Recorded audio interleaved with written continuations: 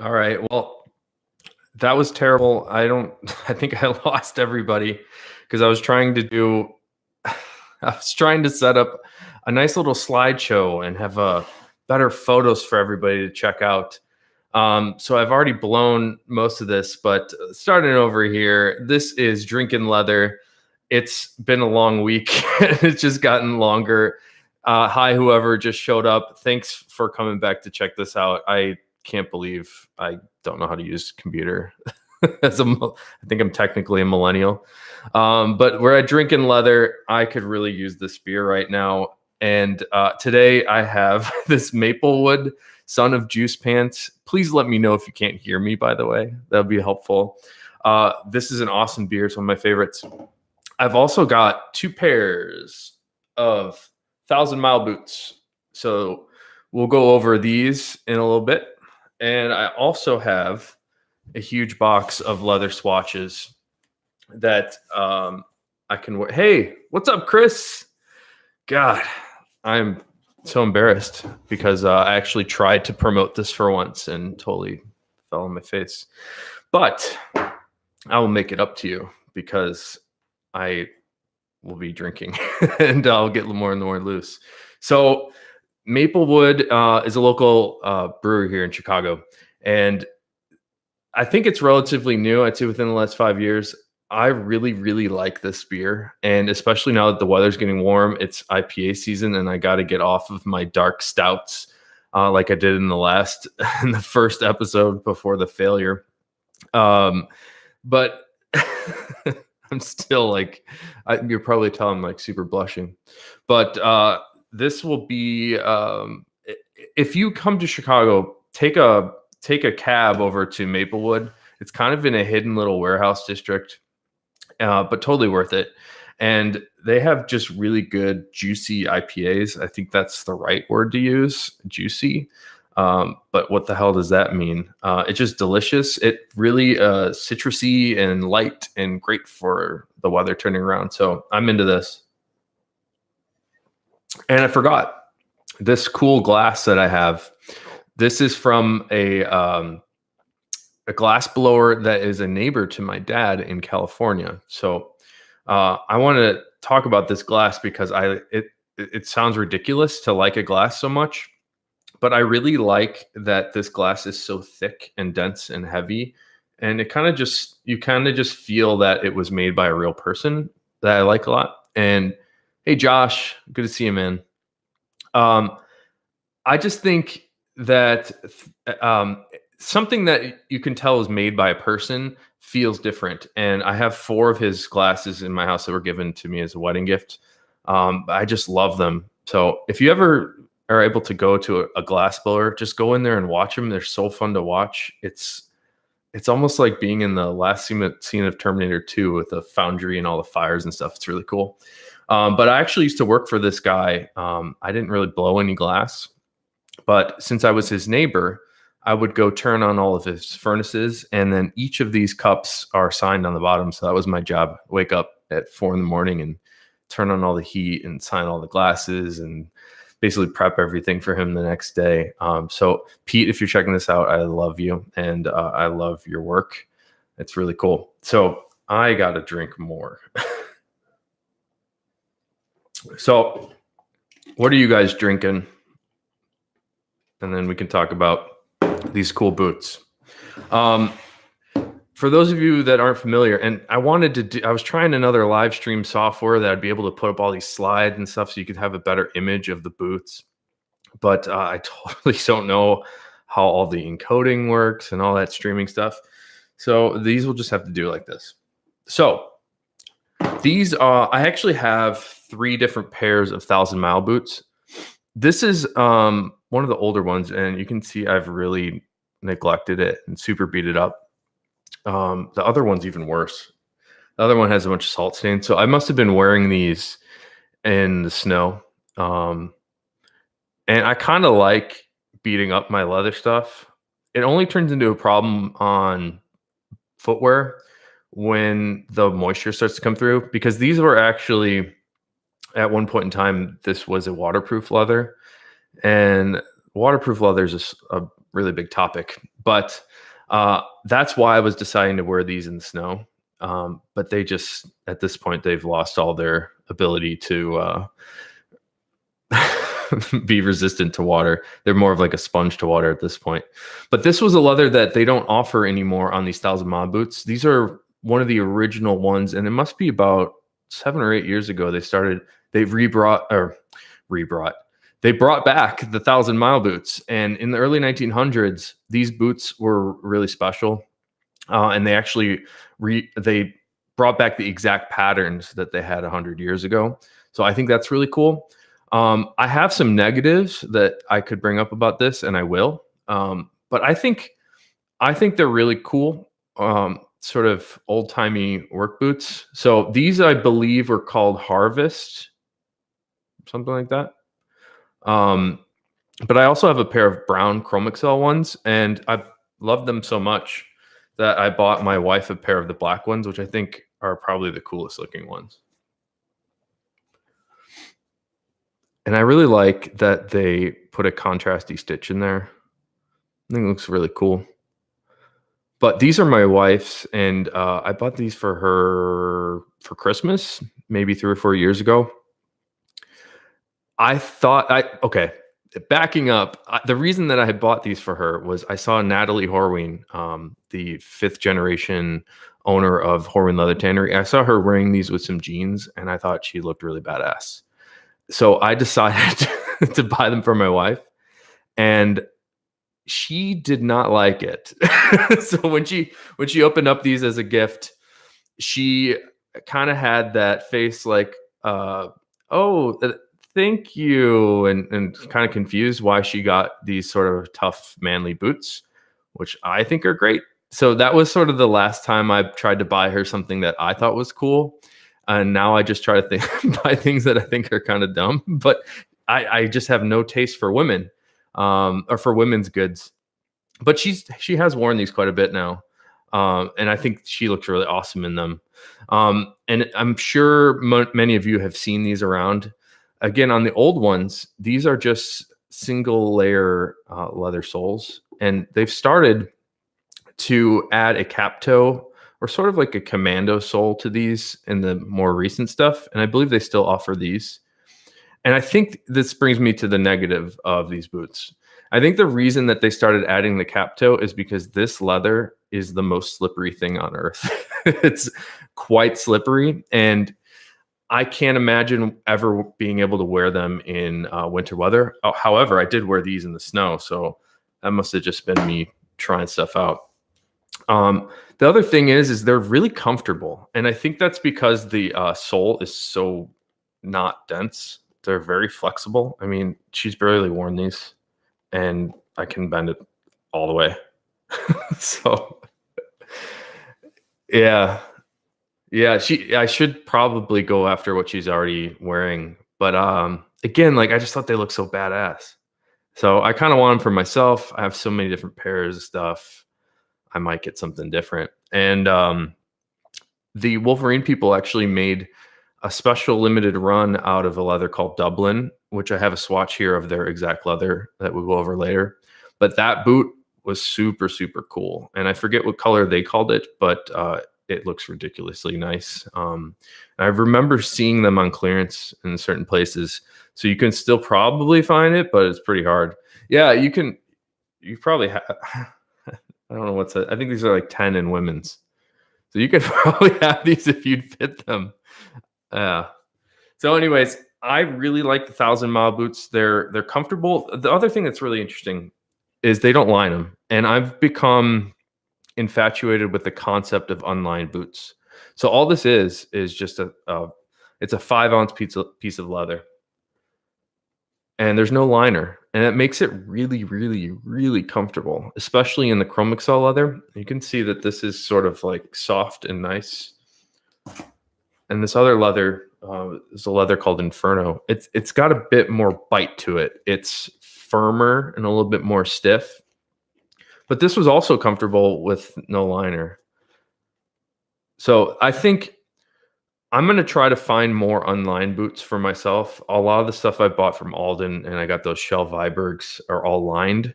and they're really hard to break in. The other thing is, I'm kind of in a love-hate relationship with the soles, because the thinness of the sole is very, very comfortable, but it's so slippery. I'm gonna have to turn that alarm off. Hang on one sec and tell me what you're drinking. I want to know what beers you got.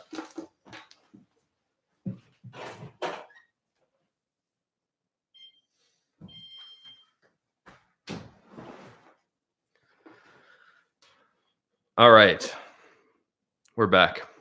1,000 Mile boots are great. And like I said, I have the brown pair as well. I really beat the crap out of those. I put some really stupid red laces in my brown Chrome Excel 1,000 Mile boots, and they look dumb. So don't ever do that. And actually, these are replacement laces too. Actually, they're not. The laces that they come with are really cool waxed flat laces. So I need to get a replacement pair because the other laces I have here are just blown apart. All right. New Glare Spotted Cow. Are you from Wisconsin? Because there are people and friends of mine that will travel across the Illinois Wisconsin border to go to New Glarus and get Spotted Cow. That's a really delicious beer. Montana Wheat Microbrew. I have never heard of that, but that sounds great, especially because it's getting warmer here in Chicago. I need some lighter beers, so I need to get some wheats. And Spotted Cows are really good drinking beer, just hanging out. All right. This is a box of leather that I just randomly picked out stuff from the tannery today. Oh, you can buy it in Indiana.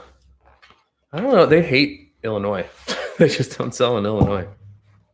All right, here we go. Let's talk about some leather. Since this is drinking leather. Drinking the Dissident Bruin aged and old oak Marion berries. Wow, that sounds crazy.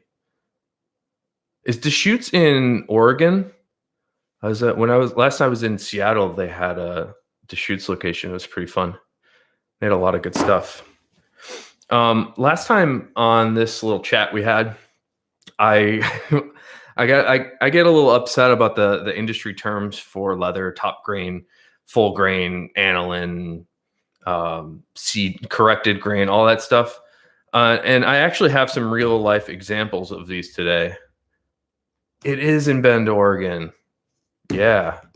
You know who else is in Bend, Oregon? And we'll plug him. Maverick Leather is a reseller of Horween one-offs and sort of like low grades.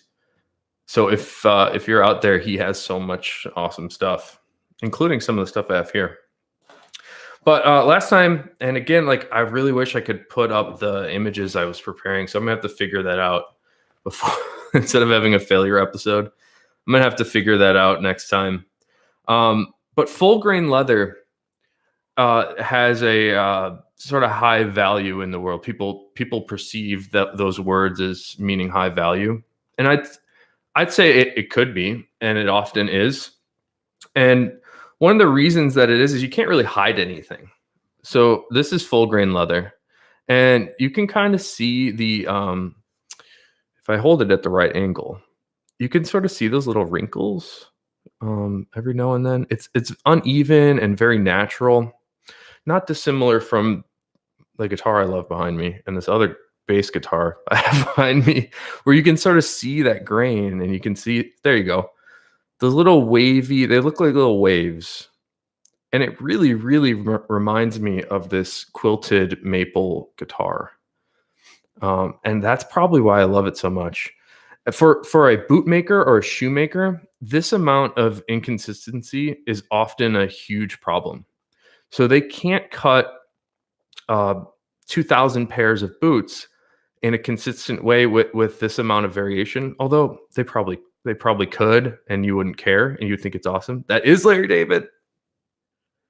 That's let's bring out Larry David. But it's very important to know that full grain leather, it's hard to hide most things. You're going to see a lot of those little wrinkles.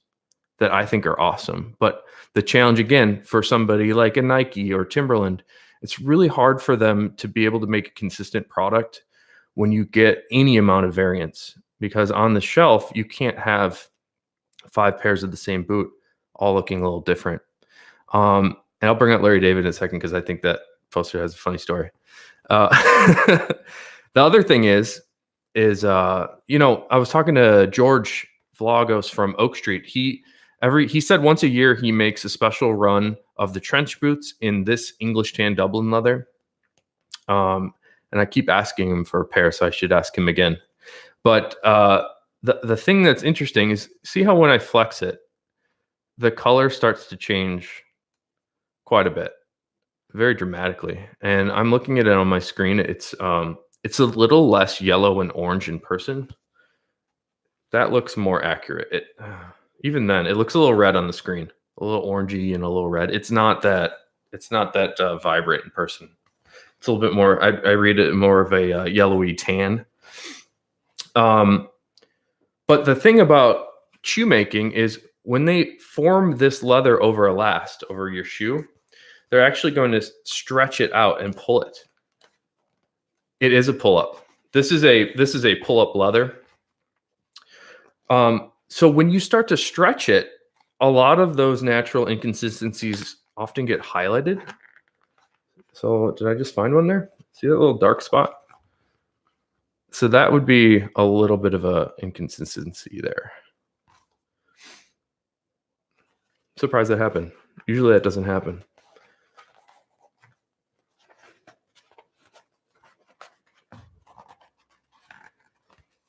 So again, once you make this into a shoe, you get those really cool highs and lows of a pull-up, but it also should even it out a bit. So a shoemaker would be able to minimize some of that natural variance just by lasting it. I think because of the highs and lows from the table color to the pull-up color, I think it gives them an opportunity to sort of blend that in. And then they can refinish afterwards. But let's get Larry David really quick.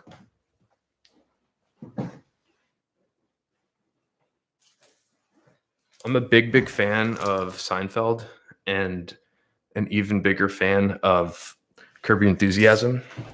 So if you haven't seen Curb Your Enthusiasm, you should really check it out. My wife bought me, so I give her the worst. She didn't like my gifts, but I thought her gift was amazing. This is from a local, what is it, art store? I should frame this. Whoever those people are.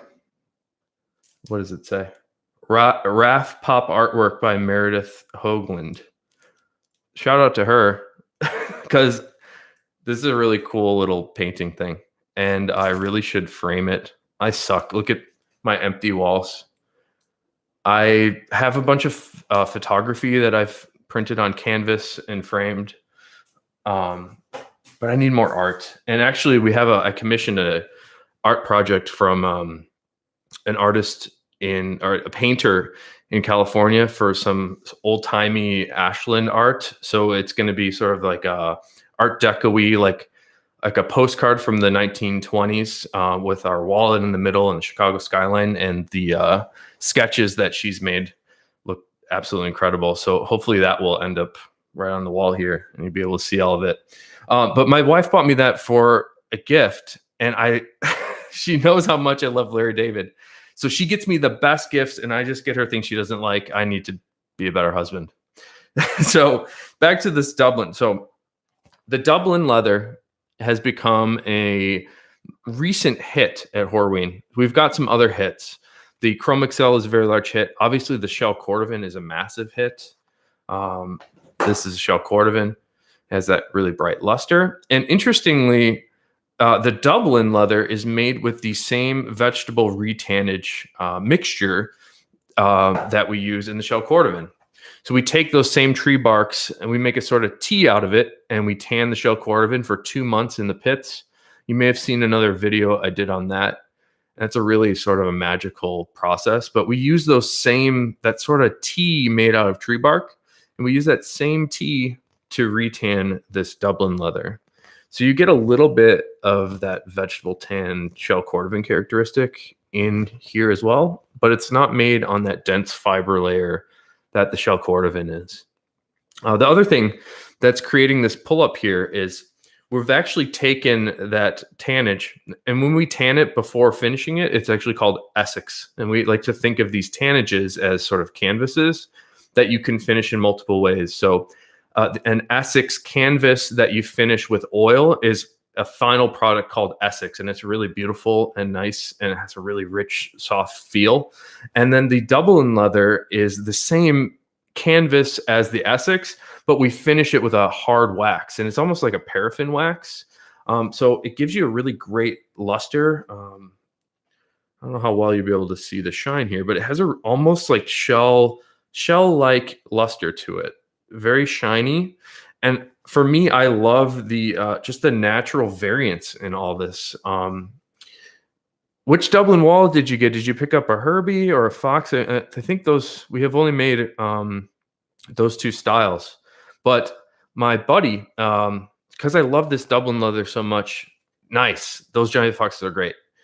When I made that video, I was really excited to do that. But a buddy of mine, when we first started Ashland in 2011, I gave him a Dublin wallet. And I wish I had these photos just to pop up on the screen here.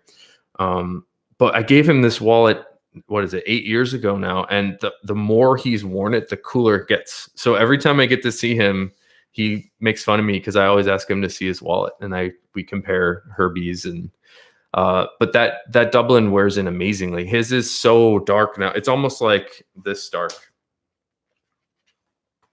Less red, obviously, but it gets quite dark, the Dublin leather. And I think that's because of two things. That's because of the vegetable tanned characteristics that are imparted into the leather, and then also this wax on the surface.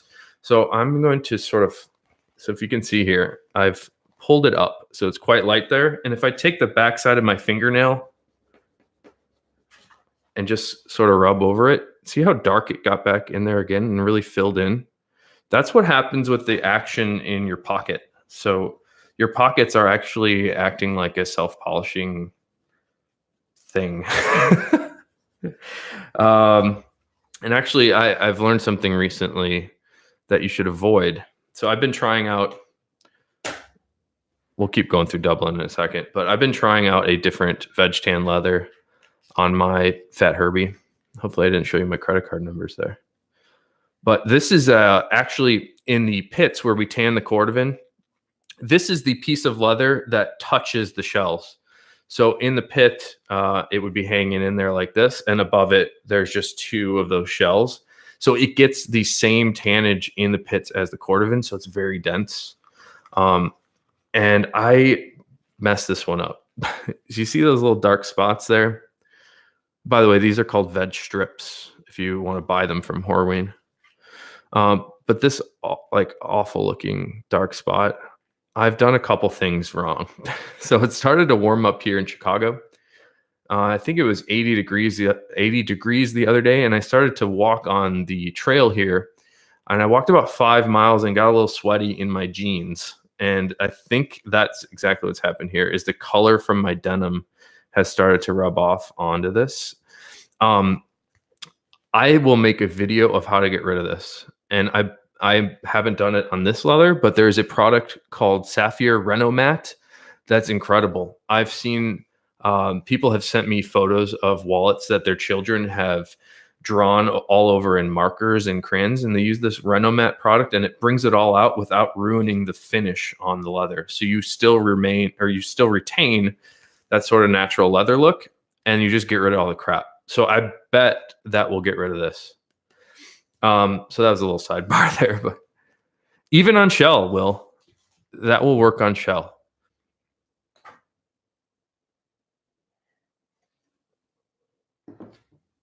All right, we got 19 more pieces of leather here to go over.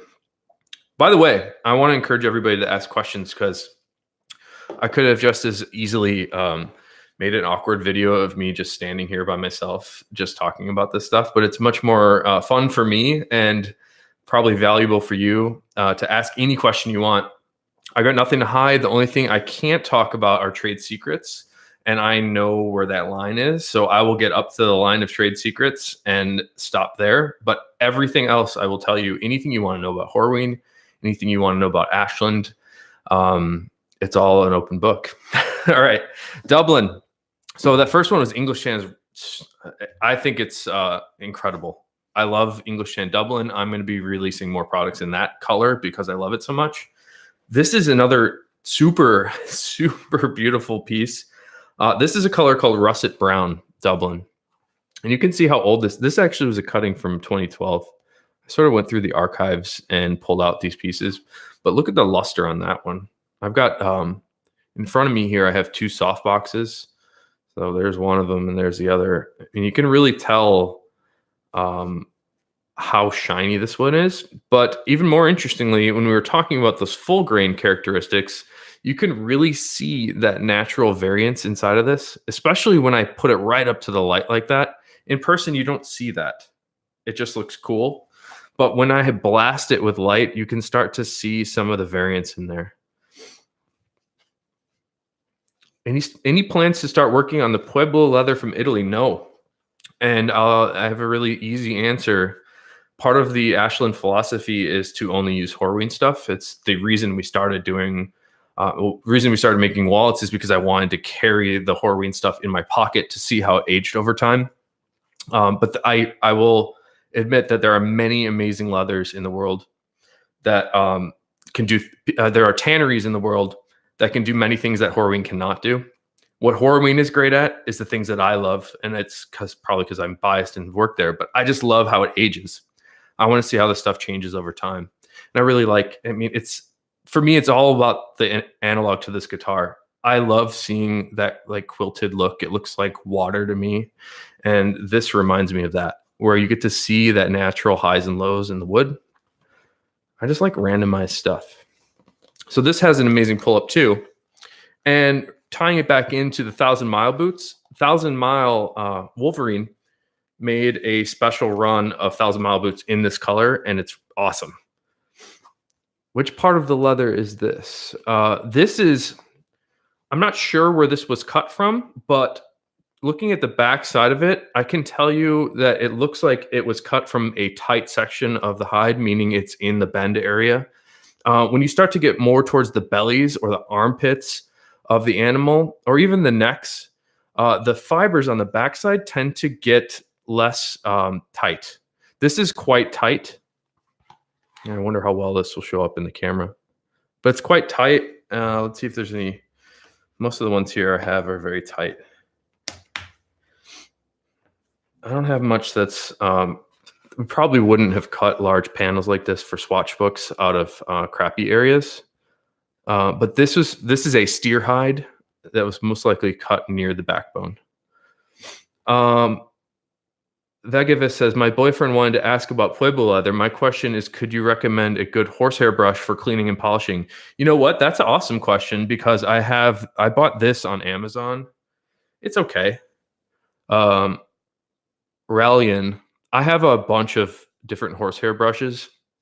The thing I will suggest to look for on a horsehair brush is the density of the bristles. So if you're able to do that quite easily, it's probably not dense enough. This one gets the job done for me just doing stuff here at home. But at Ashland, we have one that's probably 5 times the density of this. And I believe it was made in Germany. It's hard to find a really dense bristle brush. I bought one off of Grant Stone also. Theirs is a little more dense than this, but sorry, Grant Stone, I think it could be a little bit more dense. But I don't know how, it's not easy to find somebody to make these. And I don't think horsehair is very cheap to get. So it's probably less expensive for them to put less horsehairs in. But that's a good question. This is cheap on Amazon and it totally works. You can use this. I just tend to think that the denser ones are much better. All right, back to Dublin. This, if you can find an image of this 1,000 Mile boot online, it looks like a mirror and it's beautiful. It's almost like a color 8. This one, when you're comparing this to color 8, I'd say it has more blue in it. It looks a little bit more purple in person, maybe a little bit more red. But Russet Brown Dublin is really cool. We don't often make this color at the tannery. I'm not really sure why. I don't think we push it very hard, or the salespeople don't. But it's really cool. So if anybody in here is a leather crafter and you're able to get your hands on some russet brown Dublin, it's super nice. In fact, any Dublin is super nice. It's probably I'm so hesitant to say anything absolute, but it's one of my favorite non-shell cordovan leathers right now. This is black Dublin, and I think black Dublin is extra special, and here's why. Let's see. So these look awesome, but they're very flat, and it's chrome excel. Excuse me. I think it's a cool look, but look how varied this is. I think this is much more interesting. And often you see a lot of black leathers finished with a high amount of finish. That it's cool because I really like those boots. It's a really flat look and they're very sleek. But for me, this is the only black in town, which is why if you go on my website, you can only find black chrome excel and black Dublin, black shell cordovan. This is a particularly wrinkled piece of Dublin. This big, this is what we call in the tannery, we call this draw. And this is where the leather has shrunken up in the tanning process a little bit. That, and also we haven't talked about break yet, but when you crease the leather in on itself, the break on Dublin is fantastic. See, I'm not getting any sort of awful creasing there. It's very tight leather.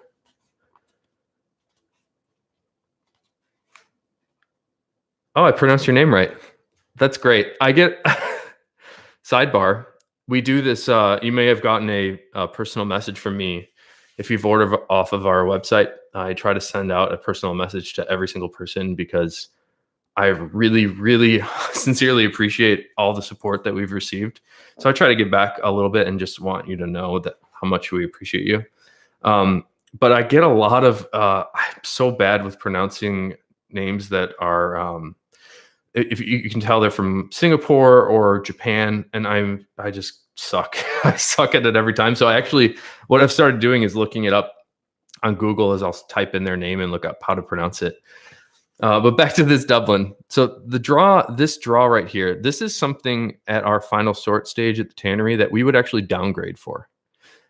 For me at Ashland, I want that. I want all that. I want this like really cool sort of wavy look. I think it's really awesome. What else can I say about Dublin? It has it has a nice veg. I call it a veg sort of bite. And when I say that, I'm referring to the feel of it, like the hand feel when you grasp it like this. Same with this wallet. Like anything veg tanned.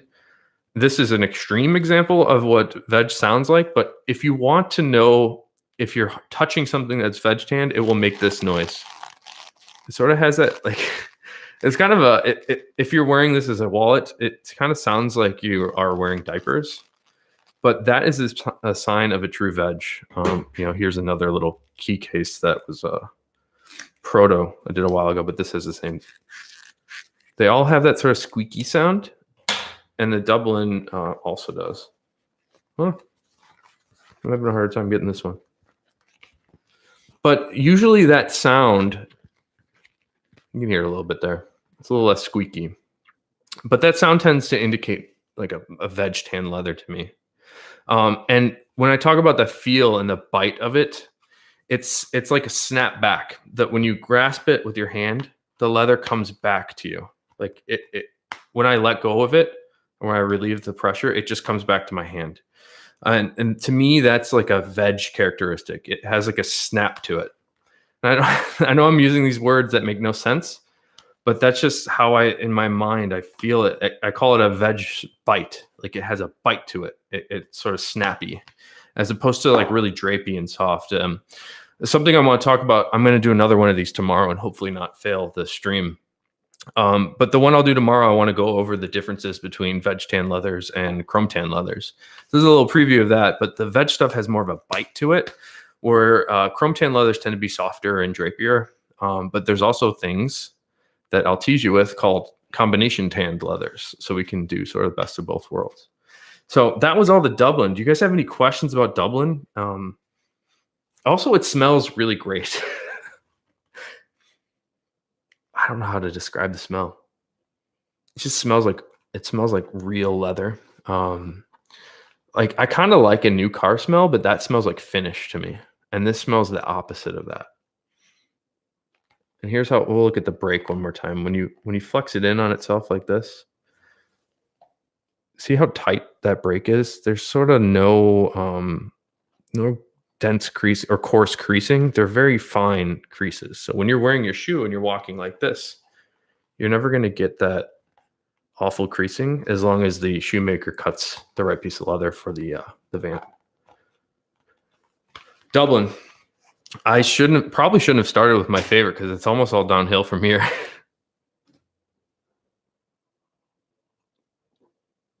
All right, here's a weird thing. This side is orange and this side is gray. So this is also happens to be a full grain leather.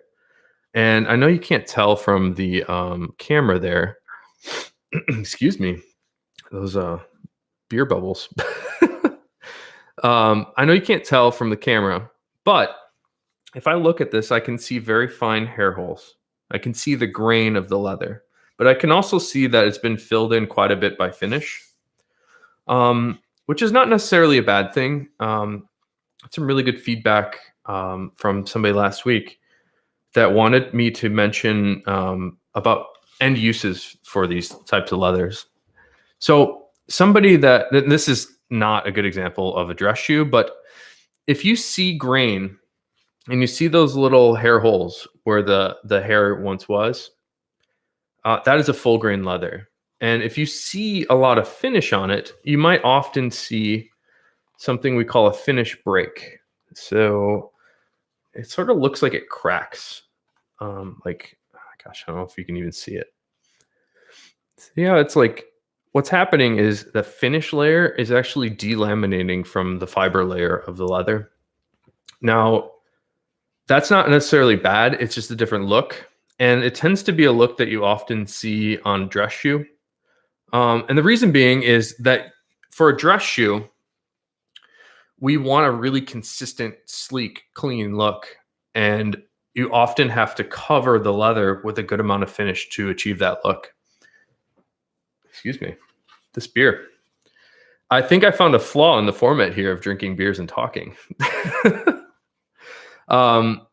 But people should know that not all full grain leather is the same, because this is full grain, but the Dublin we just looked at is also full grain. But look at the variance. Like, look how flat and consistent the gray is, and look how much natural variance you can see in this black Dublin.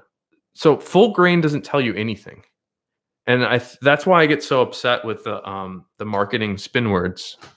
I just think it's I think it's ignorance, and I think it's a little bit dishonest. So I'll try to not get too upset about it.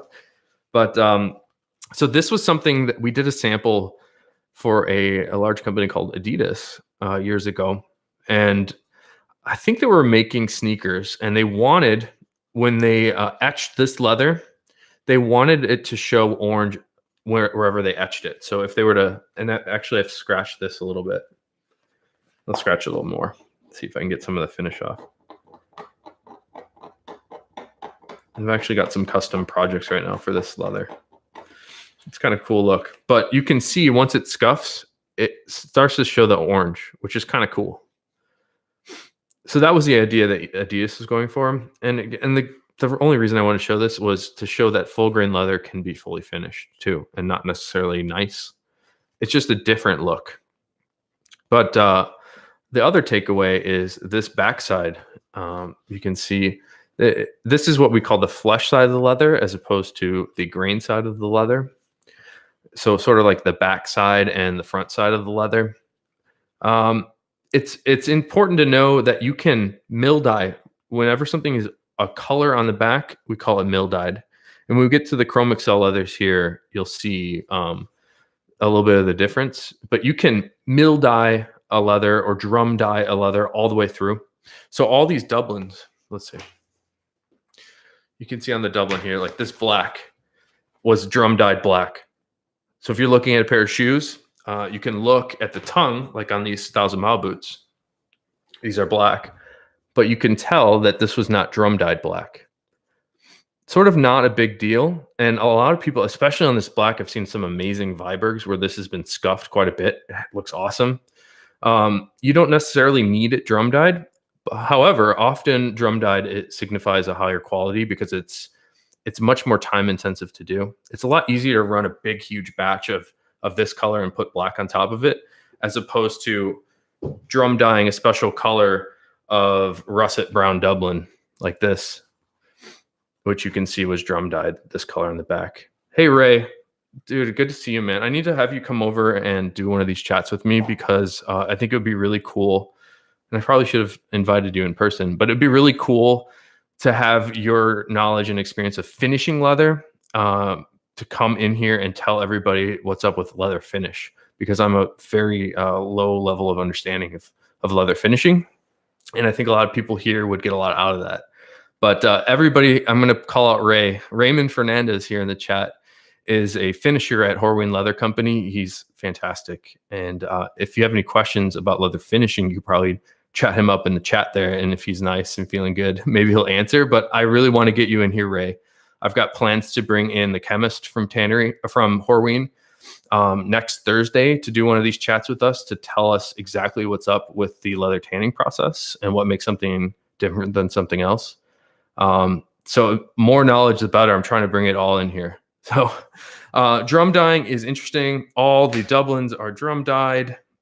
But what I was getting at with the dress shoes and sort of dressier leathers, like this is a leather called Legacy. You can see how consistent that finish is. Excuse me. And that consistency will make a great dress shoe. The other thing that makes a great dress shoe is break. Now, I'm not sure. Hopefully, I picked a tight piece here. But if you crease the leather in like that, you should get a really fine break. And look at this one, has a really nice break. And a lot of people are really picky about break, and Horween in particular is very picky about break. One of the things that we do as a tannery that's highly unusual compared to most tanneries is that we air dry a lot of leather. And there's a reason you want to do that, and there's a huge reason you don't want to do that. But the big reason is it makes the break better. So the concept is, instead of drying a leather and stretching it and holding it stretched and drying it in heat and airflow, when you do that, you're not allowing the leather to sort of come back to its normal state. So you've sort of stretched out the fibers in a way that when they're creased, they tend to delaminate and pebble a little bit more than if you let it air dry. So our concept at Horween, all the shell cordovan, all of the chrome excel leather is all air dried. So the thought process and the result is that when you air dry it, the leather sort of shrinks back up.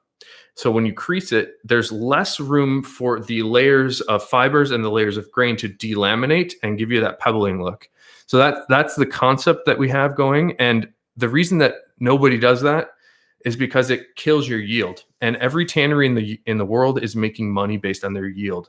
So what the yield means is, if you take a hide, how many square feet or square meters are you going to get out of it at the end of the day? So you're going to put in all this work, and are you going to get 20 square feet, or are you going to get 25 square feet for a side of leather? And those 5 square feet, maybe you're charging $10. That's $50 in difference. So many places in the world you never find them hanging leather like that because you're getting a smaller yield. And often you're finding them making it as big as possible, which is not often the best way to do it. This is something that Horween doesn't really talk about a lot, but I think it's sort of a special secret, and it's not a trade secret, but it's something special that people like you should be aware about. And that's what makes the leather quite a bit different. So going back to Legacy here, this is believe it or not, there is another distinction that people have, or like a preconceived notion that people have about corrected grain leathers. And everything I've read on the internet about corrected grain leathers, they say it's terrible. And just like full grain leathers, not all full grain leathers are bad or good, and not all corrected grain leathers are bad or good. So this corrected grain leather has a really clean, smooth look and has a really soft, smooth feel, which is probably what you want if you're making a dress shoe or if you're buying a dress shoe.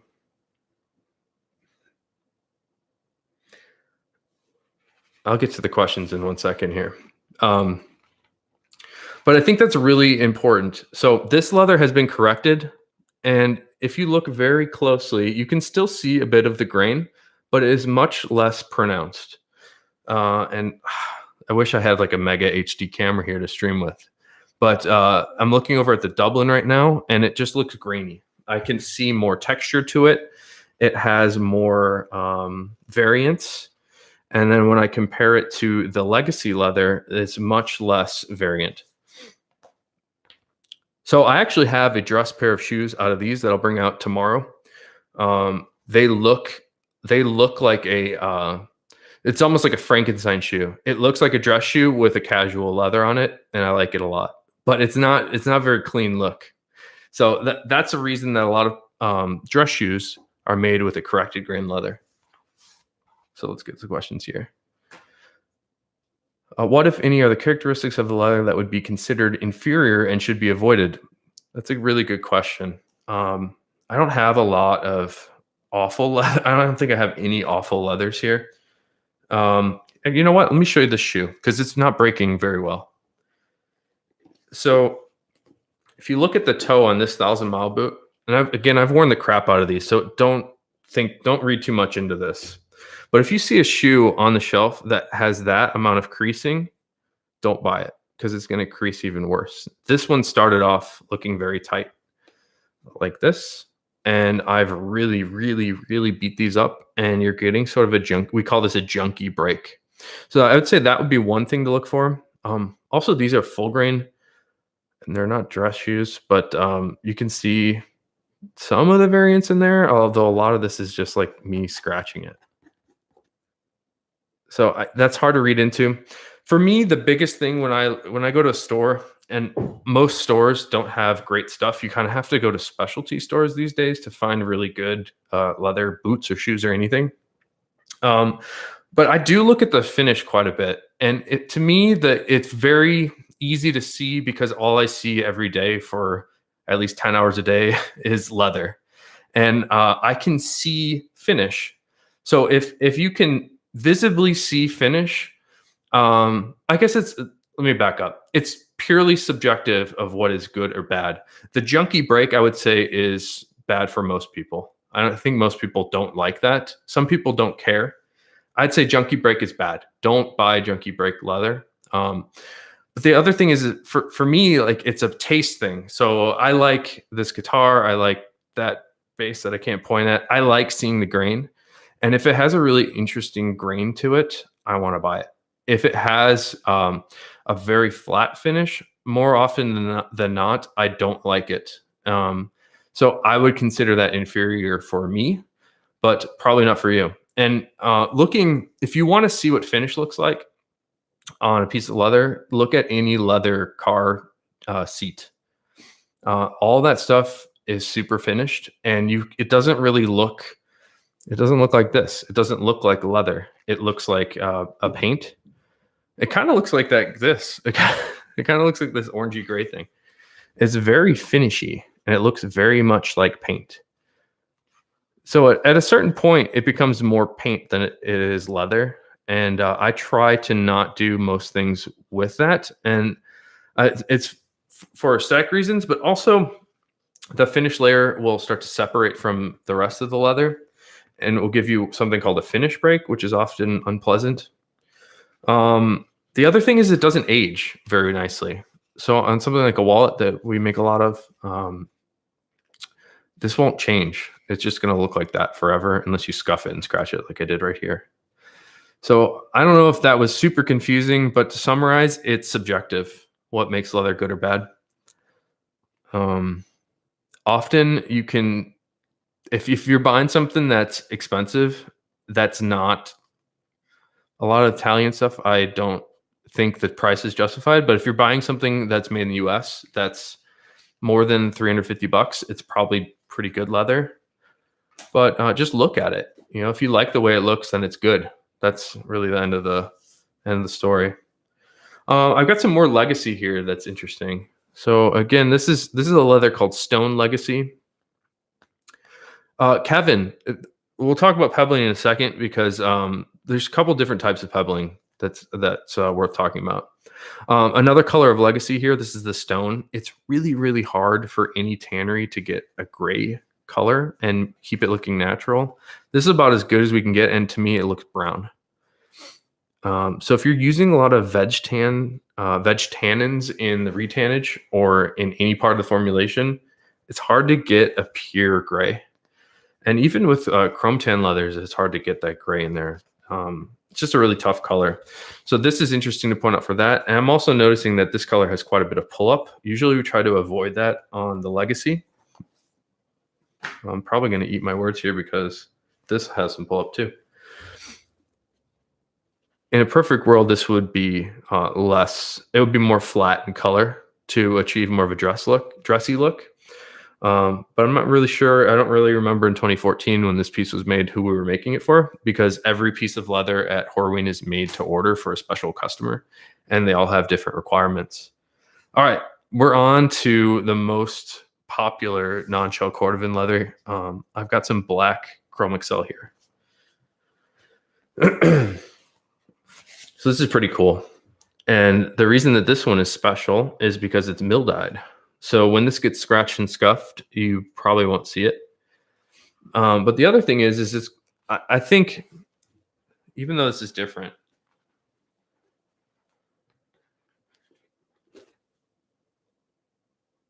they look pretty close. I think the black, almost any black has a really dressy look.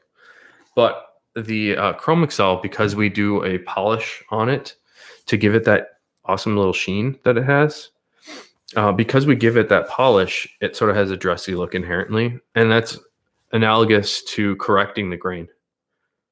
So people that think corrected grain is terrible probably don't like Chrome Excel, which is a mistake because it's really so nice. So Chrome Excel is what we call a combination tan leather. So this is sort of the best of both worlds. Again, I'll go into this more detail tomorrow about chrome tan leathers and veg tan leathers. But this, all Chrome Excel, and the reason it got its name is because they start with a chrome tan base, the chrome tan leather, and then we tan it again with a vegetable retannage. So you sort of get the performance characteristics of the chrome tanning, and then you get some of the aesthetic and aging properties of the veg tanning. And I also get that veggie sort of bite out of this one that I was talking about earlier. The Chrome Excel is really cool. But black in particular, because it's so flat in color, you can see how waxy it is too. But because it's so flat in color, I think this makes a great dress shoe. The other thing about Chrome Excel is it has this really rich feel. I don't know how. It's kind of like biting into like a rich steak. It just has this like awesome feel to it. It feels substantial and it feels hefty, but it also feels soft. So it's kind of like buttery. I don't know how else to describe it. These words, using food words to describe leather is kind of crazy. This is, I'd say it's the opposite of the beer I'm drinking. This is like a light, crisp, sort of floral beer. All right, let's go. I'm going to skip ahead some Chrome Excels, although let's just show them. There's a bunch of different colors of Chrome Excel. This is one called Timber. It's really cool and kind of rare. We don't make a lot of timber. This is the other color that Wolverine uses to make 1,000 Mile boots. I believe they just call it brown. It's a really great brown. This one has a little bit more orangey undertones to it, but you can see on the surface it's a brown. So really great depth of color in the Havana brown. And it's really hard for us to get any sort of colors on Chrome Excel. So often you'll see they all have sort of earth tones to them, and that's because of the high amounts of oils and waxes and greases that we put into leather in a process called hot stuffing. And hot stuffing is a whole other video. But this is about as colorful as we can get on something with that much oil in it. This is a color called Loden Green. To me, this green is very milky. Like it has a lot of white sort of undertones to it. But just wanted to prove a point that we can do some colors on it. I didn't pull a piece of navy, but we do make a bit of navy chrome excel. And I'm saving the last chrome excel piece here, the best for last. This is a piece of natural. And the reason I'm saving is because it seems to be the most popular color right now. I was actually just looking before I failed at the first live stream. I was looking that Wolverine actually makes 1,000 Mile boots in this color now, the natural. There's also a really popular company or popular boot brand called Thursday, and they make boots in this color as well. However, they really stretch it out. So when you look at the Thursday boot stuff online, it's more of this undertone color and less of the dark surface color, which is cool too. I think a lot of people right now over the last couple of years have been more into lighter shades, and that's probably why the natural is such a hit. But that's also just a really awesome, beautiful color. We tend to see really nice aging on this color as well because there's relatively no dye put into it. So it has a huge opportunity to develop darker and more rich in color. It just feels great. Chrome excel really smells good too. All this, for me, it's all about the senses. It's all the smell and the feel and the luster. But I want to go back here to Kevin, the screen killer. Kevin was saying, by pebbling, do I mean moose grain or loose grain? Actually, I read that as moose, and that's why I wanted to save this one. But yes, pebbling in these boots here, this is loose grain. And again, what's happened is the grain layer has flexed so much and so hard that it's separated from it's sort of like the foundation of your house. So this would be like the roof of your house or the framing of your house separating from the foundation of the house. And when you're creasing it, they've delaminated. So when it was creasing like this before, now it's sort of like bubbling up like this on top. And that's what we call loose grain. I read that as moose grain, which is why I wanted to bring up this. This is not a moose, but this is bison. And bison has a really cool character to it. It almost, like if a layperson may think that it looks like loose grain, but it just has a really, really coarse texture to it that I think is really interesting. But this is a piece of chrome excel that we've actually made on a bison hide, which is very interesting. Oh, you got two pairs of Thursday. Did you get the Vega Vis? Did you get the natural chrome excel ones? Because I know they have other colors that are not Horween, which is very interesting. Kevin, so I've had several pairs of Vibergs in Horween leather, and from my experience, Essex has the worst loose grain. It developed over time. That's interesting. I wonder how many pairs of Essex boots do you have? Because if it happened on every, that's pretty bad luck. Because for me, I don't have any Essex here. In my experience, the Essex is often not loose. So that's kind of a bummer that you got that. And if it's really bad, I would suggest sending it back to them, especially if it was immediate. But that shouldn't happen. No, the Essex is not prone to loose grain. I would say something's up. And if you want to send me a photo, I can give you more specific advice on your Essex Vibergs.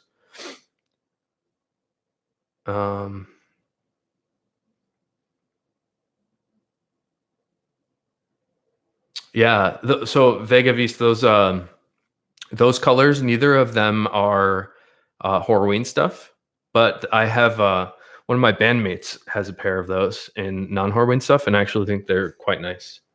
So it doesn't always have to be Horween, but I'm fully biased. Yeah, definitely send me an email, Kevin. I love helping people, so never feel like you're bothering me with the email. I'm like doing this at 9 o'clock on a Friday. I love talking leather and I love talking to you guys. So never be worried. I also have my brother to help me out, and he's very knowledgeable as well. So between him and I, we can help you. But this bison is really cool. There's a company called Johnston and Murphy that makes quite a bit of bison leather shoes that are really cool. And I want to plug a site that I've used to buy Horween boots before. You should check out a site called 6 p.m. And if you go to 6 p.m. and type in Horween, I think there are some bison leather Johnston and Murphy boots up there right now. And every now and then they have really, really crazy deals that I've bought before. I bought some boat shoes on there and boots and stuff. I think I bought my Sperry Chrome Excel boat shoes for like $50 off of there. So every now and then, if you sort of snipe them, you'll get good deals. Kevin, let me try to read this. It's on like the wrong side of my screen here. Something I found is that shell shoes tend to fit smaller with the same last. Have you noticed that as well? Well, Kevin, I only have one pair of shell boots or shell footwear in general, and I've tried on many pairs, and I've only had 2 pairs in the world that have ever fit me.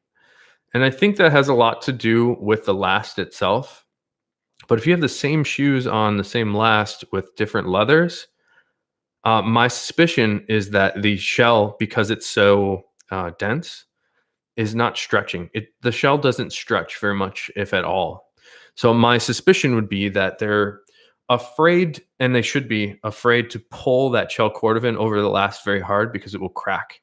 All the veg tan leathers, and again, we'll go over this. I'm going to be back tomorrow night. We'll go over veg tan, chrome tan, but all the veg tan leathers are much less strong for tensile strength, but they're also more resistant or less resilient to heat.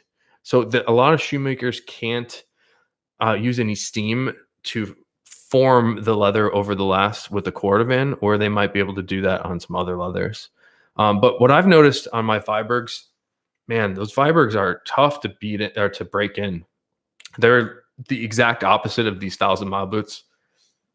Again, I'll demo this. From these, like, I can fold that up with my one finger. And on the Vibergs, I have to like press it against the ground to get the sole to flex at all. So for me, I think it's a lot about the sole breaking in. But I'll say this: they're a little guide that comes with every Viberg. Let's focus.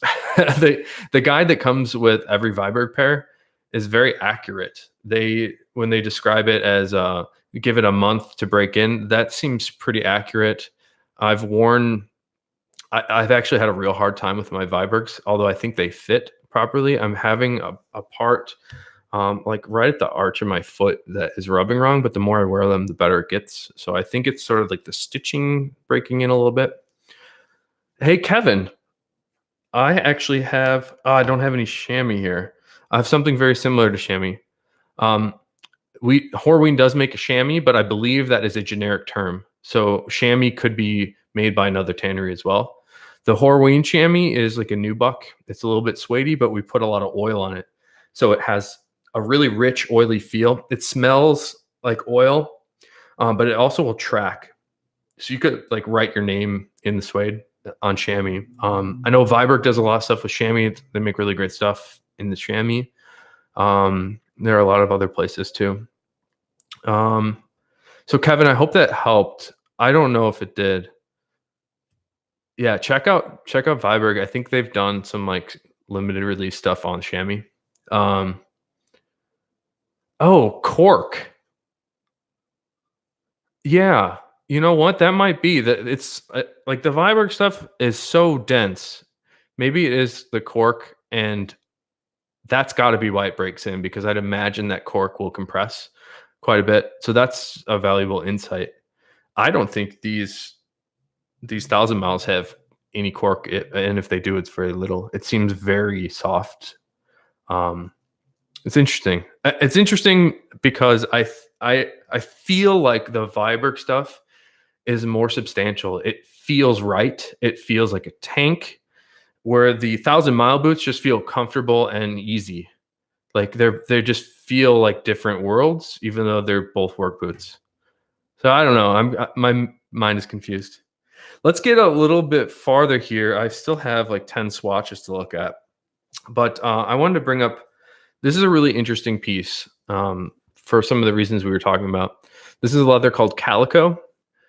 Now the Calico is really interesting because it's actually made for the wrong side. So often, or most leathers are made for the grain side. On the Calico, we actually flip it and reverse it and use the wrong side, which is much more coarse. It's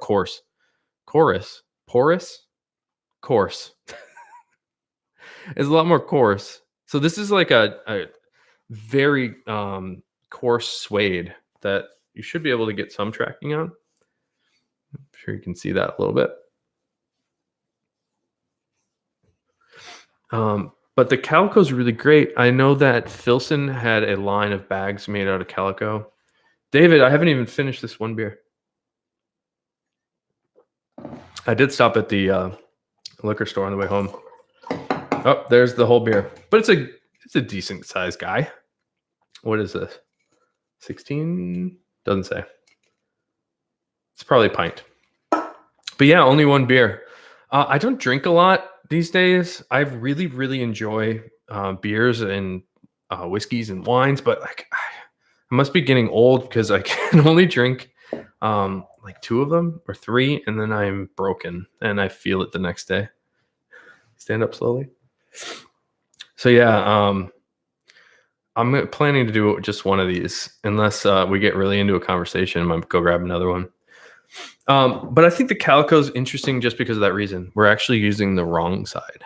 So again, this is called the grain side, or we often, most leathers are intended for the grain side, but the flesh side is really cool too.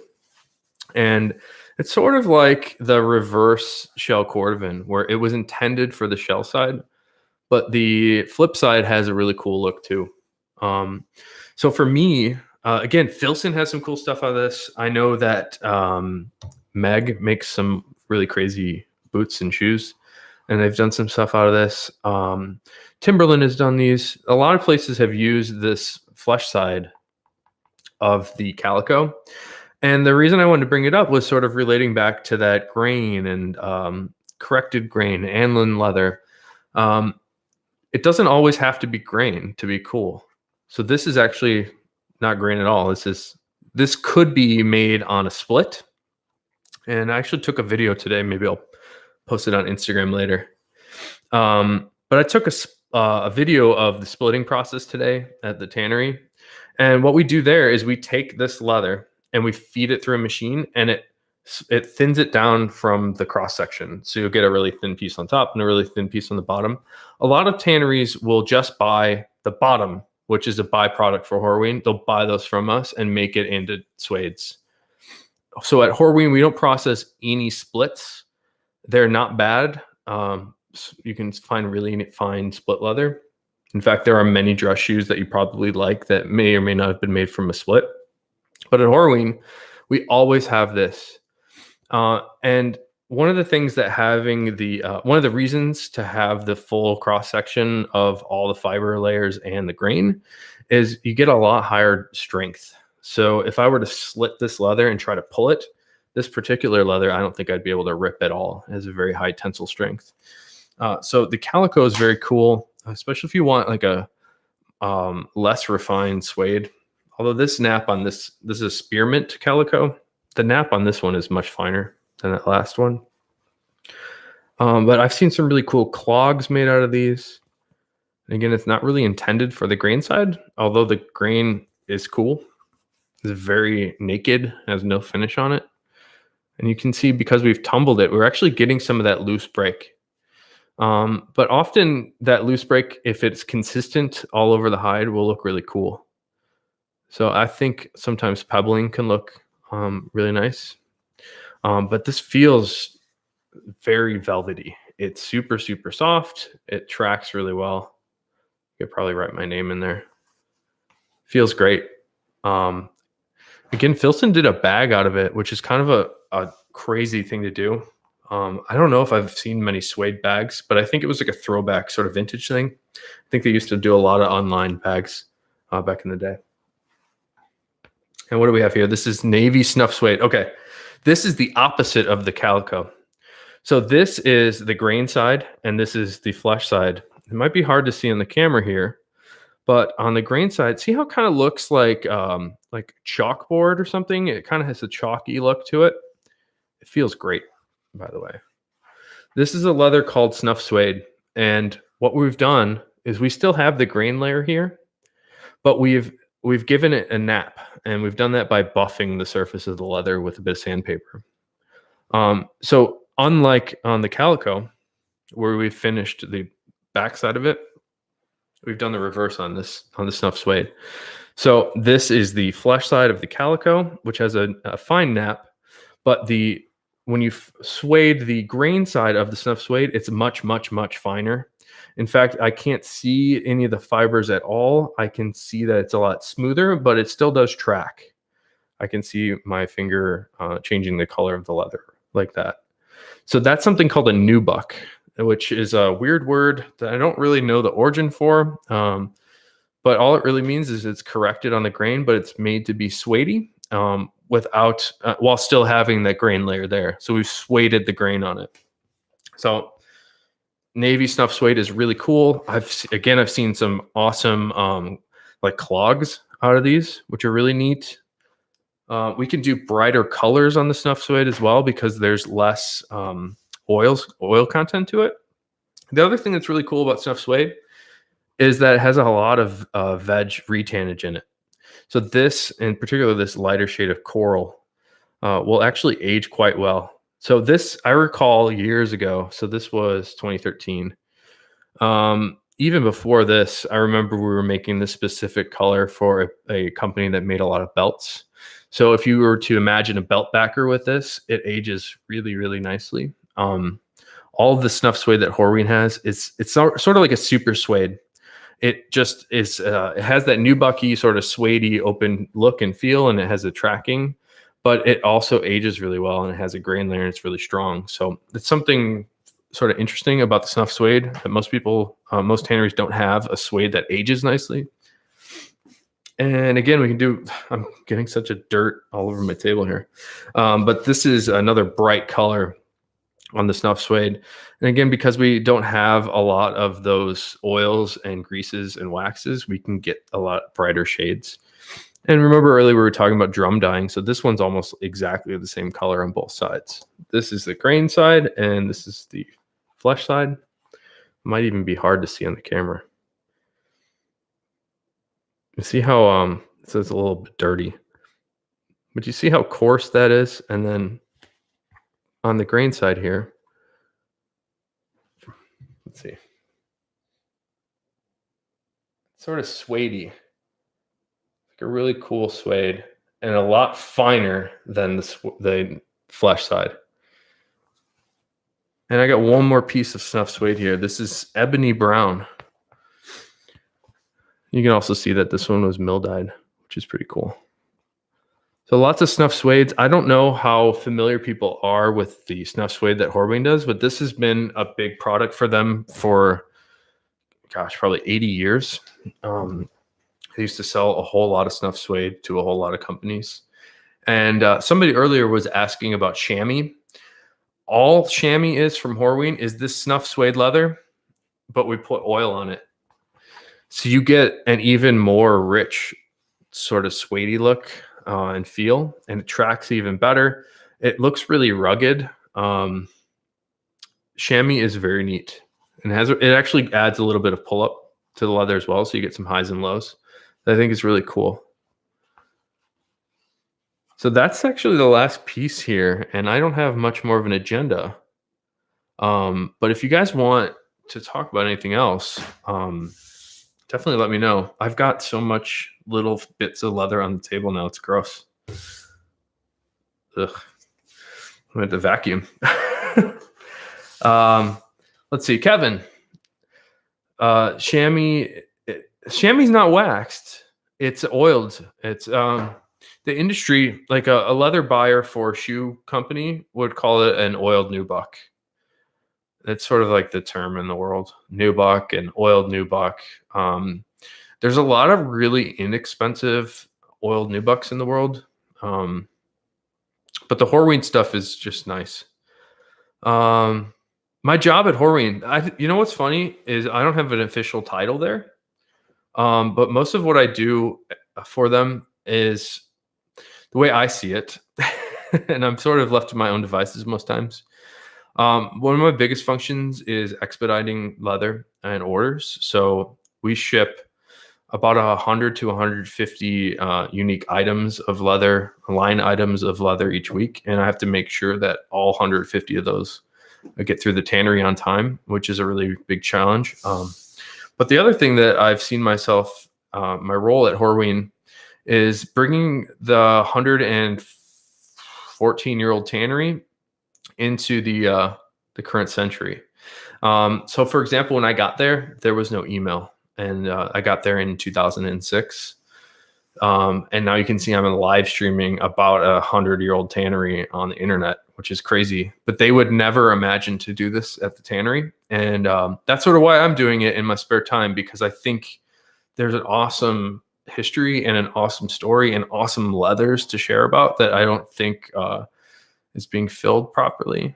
So I really want to share as much of, like, I've grown a passion for this, so I really just want to share as much of it as I can. But funny story is the reason that I started working at the tannery, I moved back to, I grew up in Chicago and then moved to California to go to college in Santa Cruz. And I was going to school there for music. You can see all this guitar. I'm surrounded by music stuff right now.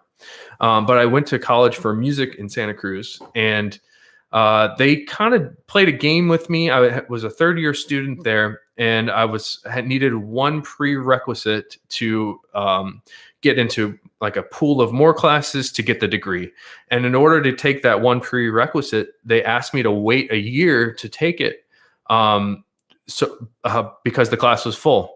So I got really frustrated. I said, what am I even doing with my life? And I had my hair's getting long now, but back then my hair was very long. So I cut off all my hair and I said, I'm going to business school. And I moved back to Chicago, probably just because I was familiar with it.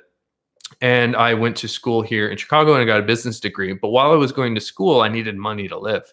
And I actually went to Natalie Horween's, was it her high school graduation party, and they asked me to come help out and hang out with them. And I went out there, and Skip Horween was kind enough to offer me a summer job. He said, you know, I know you're looking for work, and we just had a fire here at the tannery.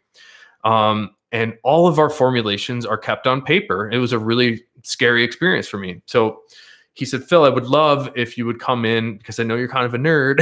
He just knew I was good at typing and good with computers. He said, why don't you come in and you can take all these paper formulas and type them into the computer. So I did that, but instead of just typing it into Word or something like that, I made each of the formulations at the tannery, all the retan formulas and the tanning formulas, I made them into variable formulas in Excel so they could immediately change the batch sizes of each formulation, which is a huge, huge deal for a company that does custom orders of everything. Every time that they would have to change the stock weight of a mill that they'd run, they'd have to hand write in and do all the math to calculate how much material they would add for each of the processes. So I did that and sort of excited them with the implementation that I had. And that summer job is still going on for, 15 years later, 14 years later. So I've done other, we use a lot of spreadsheets and Google Documents now instead of just people writing notes by hand. It was a lot of paper, and there still is a lot of paper.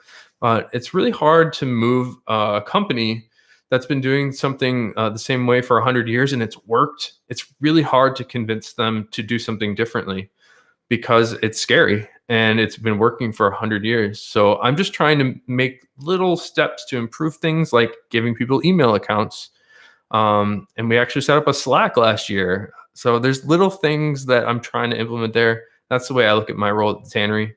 But a lot of my day-to-day is focused on having visibility for all the open orders of leather at the tannery and then following those through the way.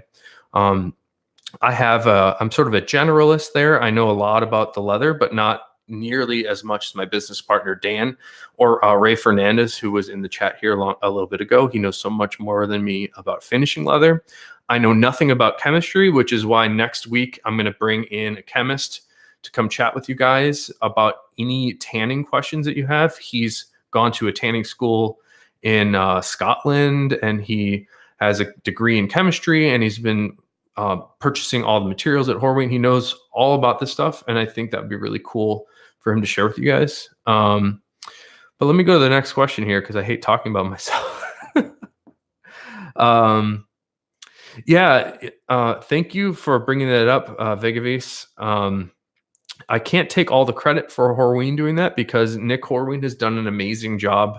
When he first started working, he was working there when he was a kid and then went away for college. And when he came back, I was already working there. So we kind of, Nick was my good friend growing up. And when Nick came back, he told me, he's like, you know what I want to do for this company is I really want to make it a brand. And I said, that's a great idea. The products are so great. People love it. He's like, yeah, I want to make it like Kleenex. Like people say Horween, they know exactly what it's about. So what he did at that point was started writing blog posts. And Nick is an exceptional writer, which I don't think people really realize how good of a writer he is. And he's an exceptional photographer. I don't think people understand how good of a photographer he is. All you have to do is look at his Instagram. All the Horween Leather Instagram is all Nick. Nobody else has ever logged into that account except for him. So he has a really great eye. So much respect for Nick's creativity. But he's also a great writer. So if you go back and look at some of the old blog posts on the Horween.com website, he's written some really, really good content, especially about the one that stands out to me is the post that he wrote about how Chrome Excel is made. And he really breaks it down and took some really great photography or photos of the process. So that's worth checking out. It's like way hidden in the Horween website, so you might have to dig for it, but that's worth reading. It's really cool. But yeah, that's it. So I want to give Nick a lot of credit for that, for getting the word out. And he's done a lot of collaboration projects with like I'm wearing jeans right now from 316. So he's sort of done some collaborations with larger brands to sort of get the word out too. Because I think it's something special that they've never advertised or done any PR for ever. So all of you that are hearing me talk right now have found this in an organic way, which is amazing. All that says to me is how great the leather is and how great the products that you've bought from those leathers are. Viber gets mentioned a lot here, and people wouldn't talk about this stuff or get interested in it if the products weren't great. So I think it says a whole lot about Horween. Stephanie, my favorite. So good to see you. You're coming in an hour and 22 minutes here, and you missed my botched setup first. I tried to do this new streaming software that I don't understand, and I was all prepped out with a slideshow, and I had all these boot pictures and leather pictures and beer pictures, and I totally blew it. So you got to miss me embarrassing myself. Yeah, David, software developer. Ever since I've moved back to Chicago, all my friends are either creatives or programmers. So the only people I'm ever around are people that live in a different world than me professionally. So it's really interesting. And, I think a lot of the customers that are customers of mine, customers of Ashland, are really into that. Are really into the leather because it's so different than what they do in their day-to-day lives. This is the opposite of a computer. It's a tangible thing. So we get a lot of people that are programmers that are really into the leather. Yeah, Stephanie. Yeah, I'm gonna do another one of these tomorrow if you're around. Tomorrow's big chat that I want to have is some examples and some reasons that you may or may not want vegetable tan leather, or some reasons that you may or may not want chrome tan leather. And I think there's a huge amount of information there that nobody really knows about. I bet if you Google it, you could figure it out. But the problem with all these leather terms is there's nothing really quite like it. So it's hard to make analogies to any of that. So I want to try like really hard to break it down and chat you guys up about it, answer all the questions. But yeah, I'm gonna take a break right now. It's been a long day, and I do want to come back tomorrow. I have more beers for tomorrow. I've got more boots for tomorrow. I actually think tomorrow I'm gonna bring some actual shoes instead of boots. But then I've got the chrome tan, veg tan chat. I need to prep for that a little bit, but kind of thinking I'm just gonna wing it. Yeah, Stephanie. I had a guy, somebody in the chat last week had an interesting comment to me, and he was asking me about corrected grain leathers and full grain leathers and aniline leathers, and I was just answering all his questions, and he goes, "You realize that nobody talks about this?" And I said, "What are you talking about? You're talking about it." He said, "There's nobody, no tannery, there's no footwear brand. Everybody wants to distance themselves from these terms." He said, "You're the only one talking about it." So I thought it was really interesting. And I'm not really sure. I think what it is it's tough concepts that don't exist anywhere else. So again, you can't make an analogy to it to understand it. But it's a really important thing. So I'm going to try to bring up these terms of full grain and top, like what is top grain? That one drives me nuts. I want to bring this up all the time and try to clear it up as much as I can. So drinking leather, I'm really enjoying doing this with you guys.